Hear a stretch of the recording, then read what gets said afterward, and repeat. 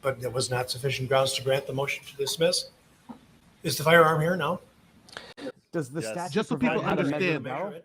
Just so people understand, the motion to dismiss for the complaint was based on probable cause. That's a lower standard. Now the motion to dismiss is based on what they can go to the jury, but the jury can find it beyond a reasonable doubt. Yeah, let's measure it. Let's do it right now. Take judicial notice. Do it. That's what he's saying.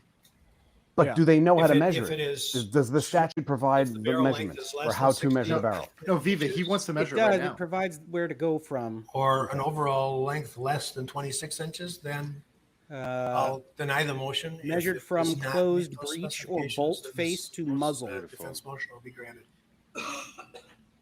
We are not Great, let's measure disputing that the barrel is appropriate.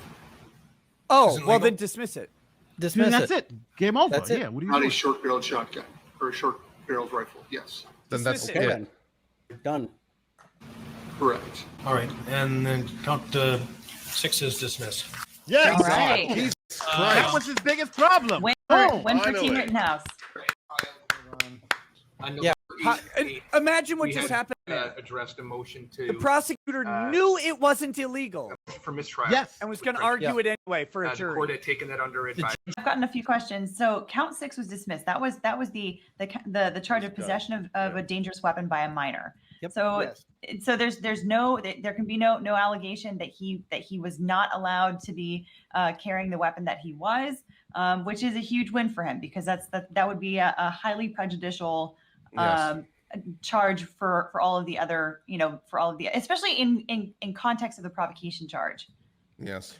And especially because everyone's been hearing that it was so wrong of him to carry this gun. It was illegal, that he was acting illegally. And now that's off the table. And that whole, anytime you hear from someone ever on the left telling you he was illegally carrying a gun, you say, you're wrong. Nope. That's just not true. Nope. And That's by the not way, illegally carried. you could probably have heard Barnes shouting in the distance because he and a bunch of others, Nick, you as well, have been saying it from the beginning.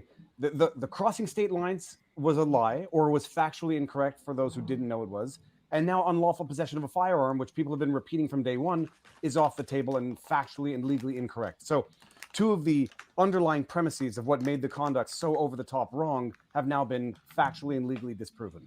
They've got to hit the fact that he was not illegally carrying a gun to the jury. Yes. Remind the jury, you've been told this whole time that he wasn't allowed to be there because of curfew, that he wasn't allowed to have his gun. We now know, as we've always known, that those were wrong. They were overreaches by the state, and he was legally allowed to be there and was legally allowed to possess his firearm. And guess what? That's probably why no cops even said a word about it all day long.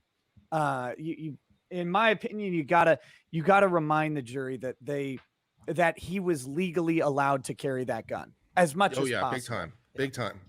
Because if you let it sit, if you just let it sit without more, they're going to draw the wrong conclusions. But if you really hamper you're right. People said he was wrong for being there because of curfew, because of illegal weapon. Both those charges no longer exist. He was allowed to be there. He was allowed to have that firearm. So you have to really hammer home that that's not provocation. If you really make that point home, then my odds of conviction are going to flip back over into the defense's favor. So it depends how well the defense doesn't close. But it was a potentially huge win for the defense if they can really